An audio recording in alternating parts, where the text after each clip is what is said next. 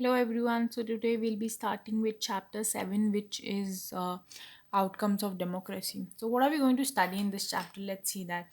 As we begin to wind up our tour of democracy, it is time to move beyond the discussions of specific themes and ask a general set of questions. What does democracy do, or what outcomes can we reasonably, expect out of a democracy? Also, does democracy fulfill these expectations? Does it stand on its idea?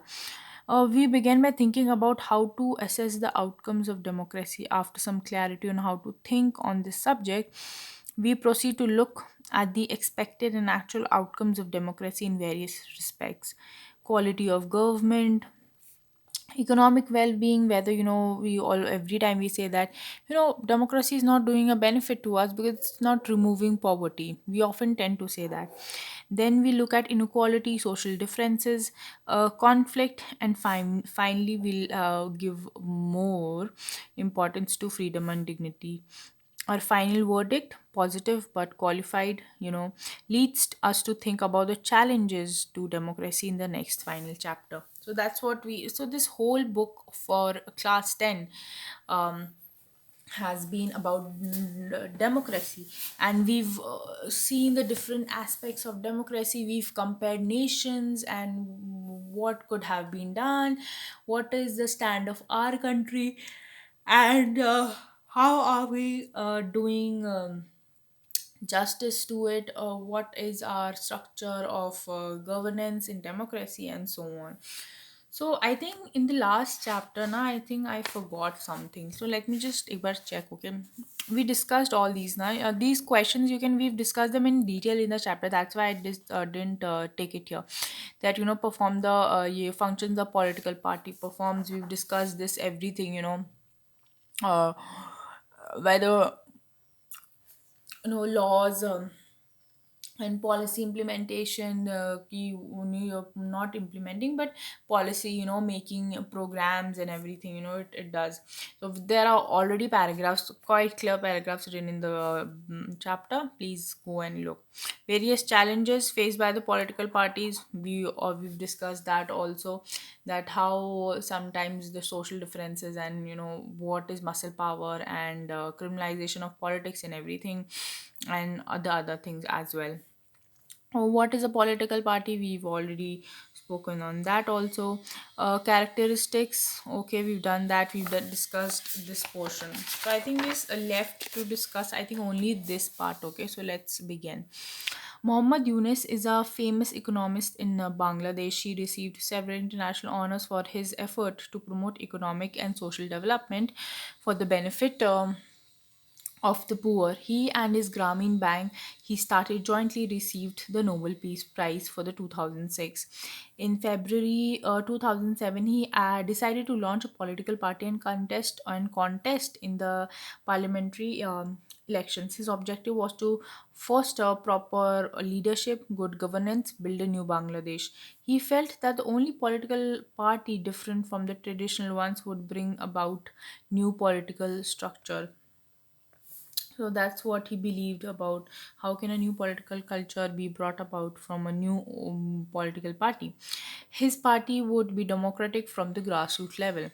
The launching of the party was called Nagrik Shakti, that means like citizens' power, has caused a stir among the Bangladeshis. Stir, matlab like a commotion, or a news sort of this thing we hear in this sense. Mm.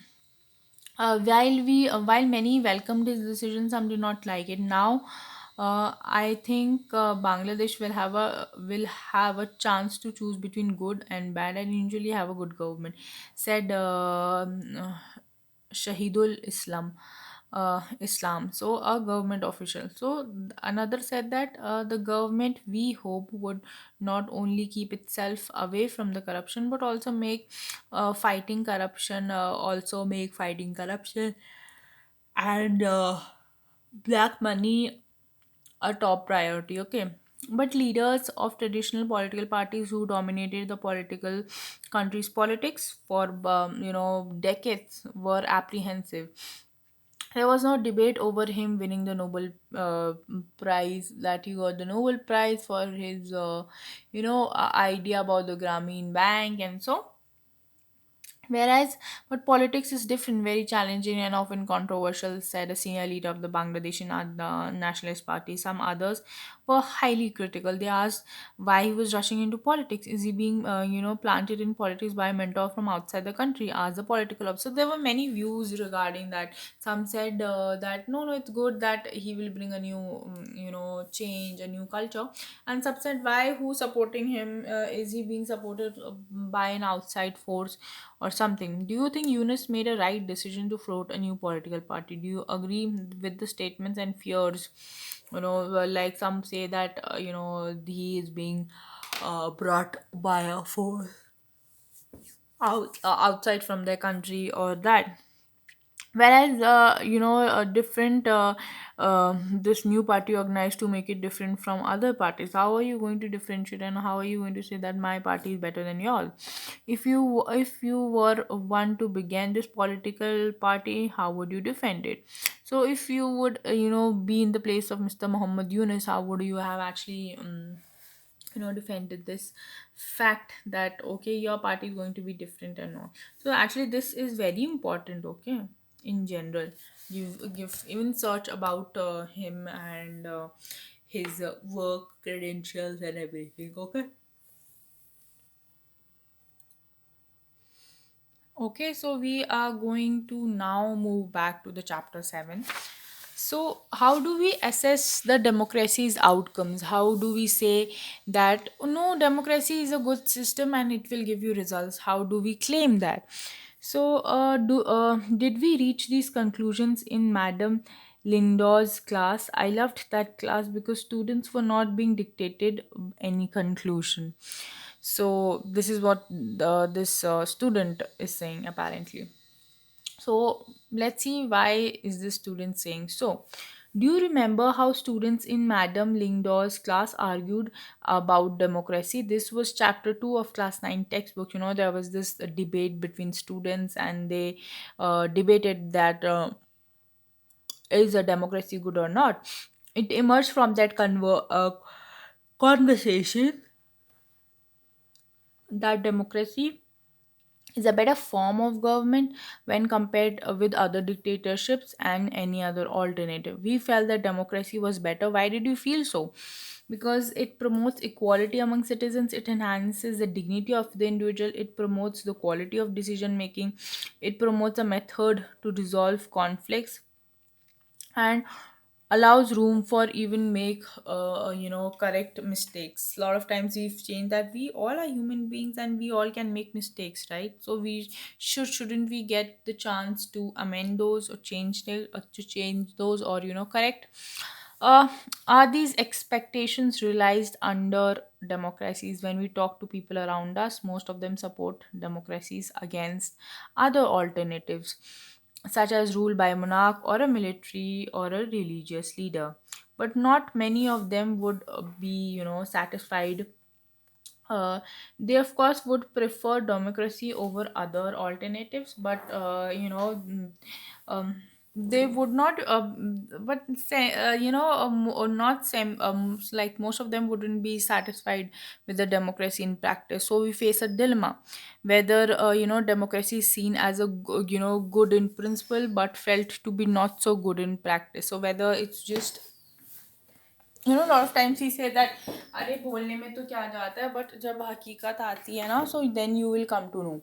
Like you should all also um theory में तो something, everything looks very nice, idealistics and everything, but when it comes to practice, then what actually takes the everything to it's required to go about.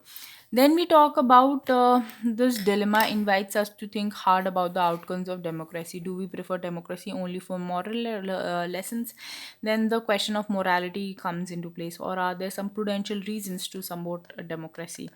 Over 100 countries of the world today claim and practice, some kind of democracy politics. They have formal constitutions, they hold elections, they have parties, and they guarantee rights to citizens. While these features are common to most of them, These democracies are very much different from each other in terms of their social situation, their economic achievement, and their culture. So even if we say that, these some things which are provided by all the countries which claim that they are apparently democratic, but then also they are very different in terms of social situations, economic achievement, their cultures. Clearly, what we may have achieved or not achieved under each of these democracies will be different, and whatever the outcomes are, whether it's in India or any other country, there the outcomes are going to be different. It's not going to be similar or same. Okay. But is there something that we can expect from every democracy just because it is a democracy?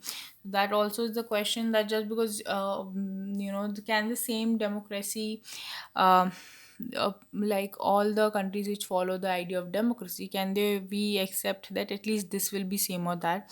Our interest in and fascination for democracy often pushes us into taking a position that democracy can address all socioeconomic and political problems. If some of our expectations are not met, we start blaming the idea of democracy, or we just start doubting if we are if we are living in a democracy. The first step towards thinking carefully about the outcomes of democracy is to recognize that democracy is just a form of government. It can only create conditions for achieving something. The citizens have to take the advantage of those conditions and achieve those goals. So this is a very beautiful line that's written, that what is the role of democracy? It is to provide that environment where the conditions are created to achieve something, and not everything cannot be spoon fed to you, right? That is example some of the things we can reasonably expect from democracy, and examine the record of democracy.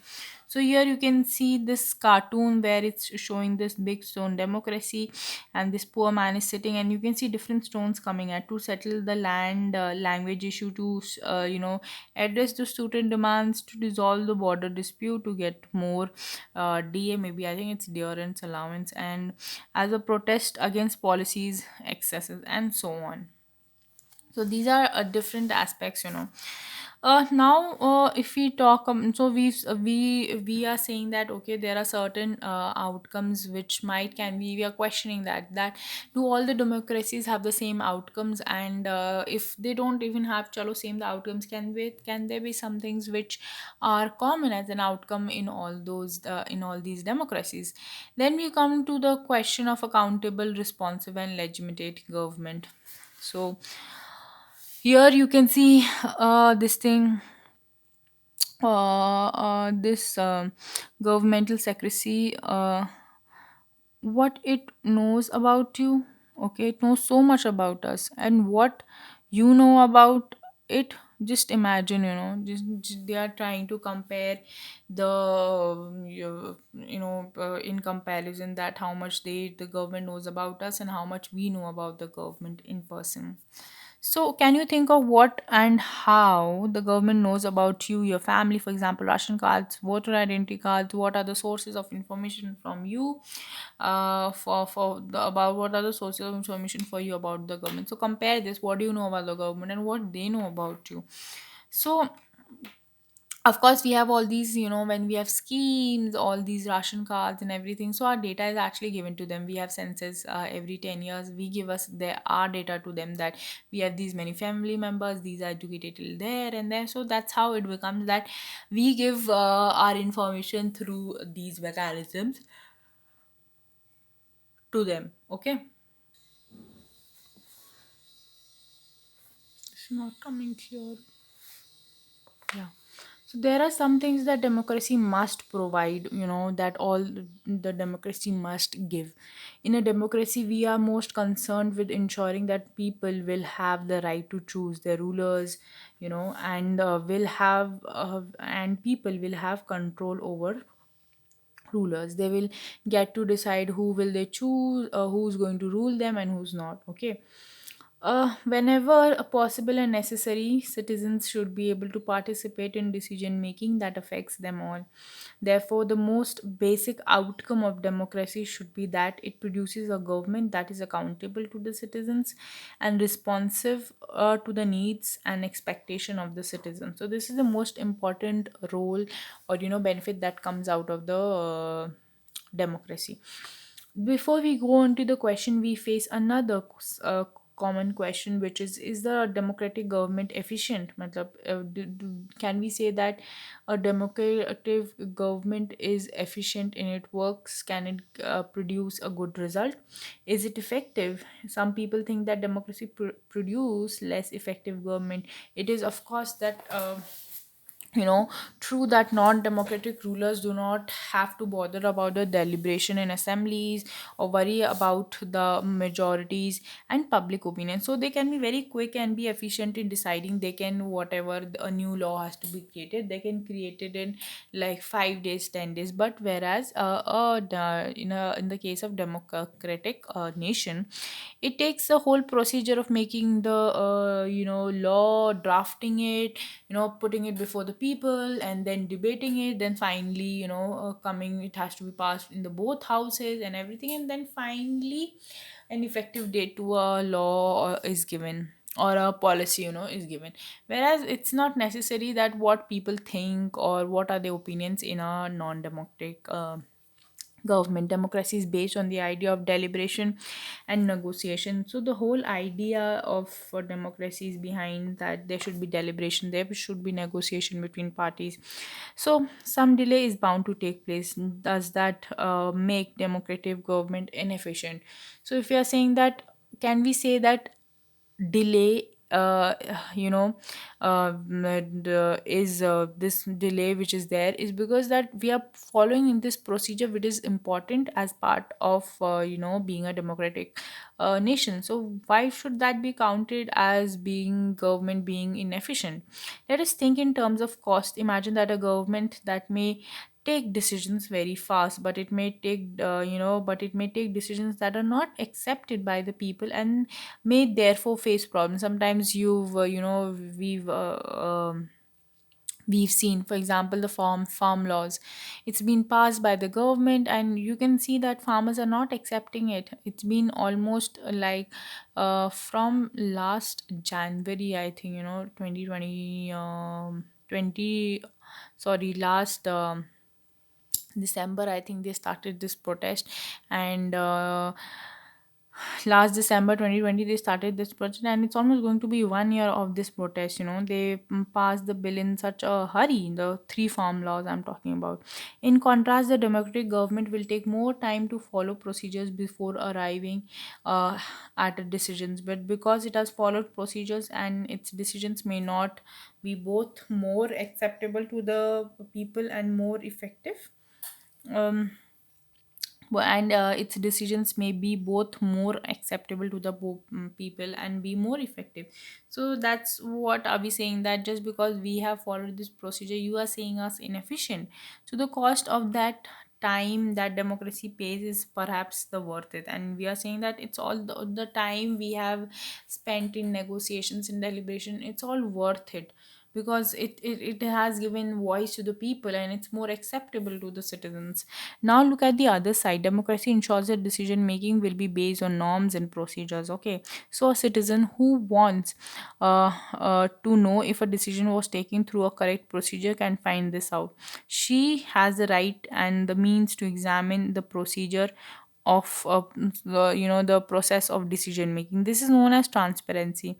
This factor is often missing from a non-democratic government, and this whole procedure is often missing in the case of a non-democratic government. Therefore, when we are trying to find out the outcomes of democracy, it is right to expect democracy to produce government that follows procedures and is accountable.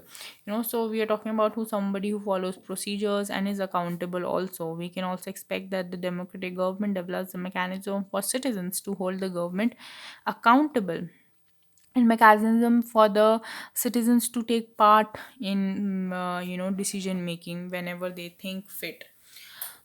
If you wanted to measure democracies on the basis of expected outcomes, you would look for the following practices and institutions: regular, fair, free and fair elections, open public debate on major policies. So this is very important. Okay, this line, that if you want to see the outcomes, the about expected outcomes, then look it on the basis of whether it is regular, free, fair elections, open public debates on major policies are done or not. So you should go for these aspects: legislation, citizens rights, and information about the government and its function. The actual performance of democracy showed a mix, show wait it's being very,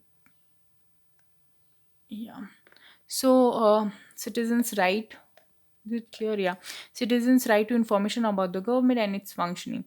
The actual performance of democracy shows a mixed record on this. Democracies have had greater success in setting up regular and free elections, and in setting up conditions for open public debate. So that's the beauty of democracy. That's we've held free and fair election. Everybody's got fair chance to contest in an election, and so on. Okay, democracies have had great success in, we've done this, but most democracies fall short of elections that provide a fair chance to everyone, and in subjecting every decision to public debate. Okay. uh, but I should also tell you that that most democracies fall short of elections that provide fair chance to everyone, and in subjecting every citizens to public debate. Democratic governments do not have very good record when it comes to sharing information with the citizens. A lot of times, even for example, the PM Cares Fund right now, which was collected during the COVID-19 time, they are saying that it is not under the RTI. Central government says that it shouldn't come under the RTI because it's not something which is of government of India, and it was created in the name of Prime Minister. So the basic question is that who and where is the of which place he this particular person is the prime minister. It is of India, right? And India is a democratic country, isn't it? So how does it, like, does it not contradict the values of a democratic nation? So that debate is still going on. The court has to give its judgment on that, and let's see who comes out as a winner or what the solution comes out here. uh, all one can say that in favor of democratic regimes is that they are much better than any other non-democratic regimes in other aspects, in these regimes, in these respects. In substantive terms, it may not be reasonable to accept, from a democracy government, that it is attentive to the needs and demands of the people and is largely free of corruption. The record of democracy is not impressive on these two accounts. Democracies often frustrate the need of people and often ignore the demands of a majority of its population. The routine tales of corruptions are enough to convince us that democracy is not free of this evil. Yes, its corruption is very much there. Even in India, corruption is there. At the same time, there's nothing to show that non-democracies are less corrupt or more sensitive to the people. It is, but it does not also show record that whoever are the non-democratic country, they have better. The government is more sensitive to people, or they are less corrupted. That also not there. There's one respect in which democratic government is certainly better than the alternatives. Democratic government is legitimate government. Is legitimate government. It may be slow, less efficient, or not always very responsive to or clean, but the democratic government is people's own government. That is why there's an overwhelming support for the idea of democracy all over the world, and that's the reason why all of the world people agree to the idea of democracy. But because it's the government of the people. Okay. As the accompanying evidence from South Asia shows, the support exists in countries with democratic regimes as well as countries with without democracies regimes. People wish to be ruled by representatives elected by them. They want that whoever is governing, or whoever's part of the government, they should be chosen by us, because we are going to be the people who are going to be ruled. They also believe that democracy is suitable for their country. Democracy's ability to generate its own support is itself an outcome that cannot be ignored. So here this cartoon says, so the best outcome of democracy, that it is that it is a democracy. That is what we have discovered after this mental gymnastics. So this is saying the best beauty of the democratic nation is that it is a democracy. This is that we were saying, see, every system, every or institution has flaws, and what it actually requires is that there are amendments, there are changes, and that ability and capability to accept those faults and correct them. That's what we require. So this is just the stats they've given. Democracy preferable, sometimes dictatorship is better, doesn't matter to me. So in South Asia, in sorry okay, in South Asia, if we see this thing, Bangladesh, India, Nepal, Sri Lanka, if we compare, then you can see that how many people prefer what, and in comparison to other. 70 people in 70% people in India, they prefer democracy as that to of dictatorship. And democracy is preferred over dictatorships everywhere except in Pakistan. So they said that they would uh, they are okay even with the a dictatorship. That's what Pakistan, that's the data for Pakistan. Very few doubt the suitability of democracy for their own country. So nobody doubts the beauty of democracy, the idea, the objective that was there behind, being a democratic nation. Very few, okay, for example, here, very suitable, you can see the percentage that what are the opinions of people. Overwhelming support, who agree and who strongly disagree, you can see here. Okay. Sorry, now let us look at the economic growth and development. Are there any result on democracy? If democracy are expected to produce good governments, then it is not fair to expect that they would also produce development. Evidence show that in practice many democracies did not fulfill this expectation. If you consider all democracies and all dictatorships for the 50 years between 1950 and 2000, all dictatorships have slightly higher rate of economic growth, according to statistics. Okay, the inability of democracy to achieve higher economic development worries us. But this alone cannot be the reason to reject democracy. Just because there's not economic growth and development, you cannot reject democracy. That's what it's saying. As you've already studied in economics, economic development does not only depend on one factor, which is democracy. It depends on country's population size, global cooperation from other countries, priorities adopted by the country, and so. See, if you're a democratic country, you'll have different priorities. If you are a communist country, you'll have different. If you're a capitalist country, you'll have different priorities, and that's how you see it. However, the difference in the rates of economic development between the less developed countries with dictatorships and democracies is negligible. So, if we say that, if you think that the difference is so much in comparison, then no, it is there, but it's not so that it's gonna completely rule out that democracy is not good. Okay, now overall, we cannot say that democracy is a guarantee of economic development, but we can expect democracy not to lag behind dictatorship in this aspect. At least we will not say that yeah, democracy guarantees economic growth of falana dhimkana, but it is not even behind a nation who has a little more economic growth because it's under the rule of dictatorship. When we find such significant differences in the rates of economic growth between countries under dictatorship and democracies, it is better to prefer democracies as it has very several positive outcomes, democracy has very positive outcomes, on comparison. So cartoon on this page and the next three pages still tell us about the disparities between the rich and the poor. Should the gains of economic growth be evenly distributed? How can the poor get a voice for a better share in the nation? What can the poor countries do to receive a greater share in the world's wealth? So you can see this person, the rich get puff.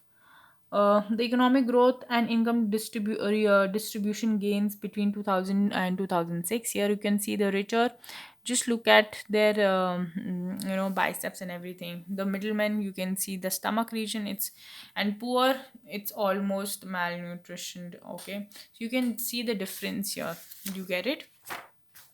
Now, let's talk about economic outcomes of democracy. Arguments about democracy tend to be very passionate. This is how it should be. For democracy appeals us, some of our deep values. These debates cannot be resolved in a simple manner, but some debates about democracy can and should be resolved by referring to some facts and figures. The debate about the economic outcomes of democracy is one such debate. Over the years, many students of democracy have gathered careful evidence to see what the relationship of democracy with economic growth and economic inequalities is. The table shows a cartoon. Here present some of the evidence. There are different cartoons. So let's see poor kids. Okay, sorry, my goodness, little fella, how far did you fall down? So here you can see, you tell me that how far did I fall down. So here saying that here they are saying that housing, healthcare, schooling, hunger. So these are the different, staircase. Sorry, these are the different like staircase wise how they have tried to show, and this the person is asking the child that how far have you fallen. So using you tell me how far have I fallen down. So if we look at the data, then let's look here. Table 1 shows that on average, dictatorial regimes have had a slightly better record of economic um, gain. Of course, so we are comparing the dictatorial regimes, but when we compare the record only in poor countries, there is visually no difference. So we are saying that yes, dictatorship regime might have produced better economic growth, but that's only in maybe in better countries which are not poor, because we see no record of them in poor countries. Table shows that within democracies there are very high degree of inequalities. Uh, in democratic countries like South Africa, Brazil, the top 20% of the people take away more than 60% of the national income, leaving less than 3% of the bottom 20% population. Okay, countries like Denmark, Hungary are much better in this respect. So, even the within the countries who follow democracy, you can see a wide degree of inequalities. Okay, we've seen, you can see the cartoon, there is often inequality of opportunities available to the poor people, as in they don't have housing, housing facilities, healthcare, schooling, or hunger, starvation. So here we were talking about types of regime and countries. If we talk about the stats, then between all democratic regimes, they've had a growth rate of 3.95%, whereas dictatorial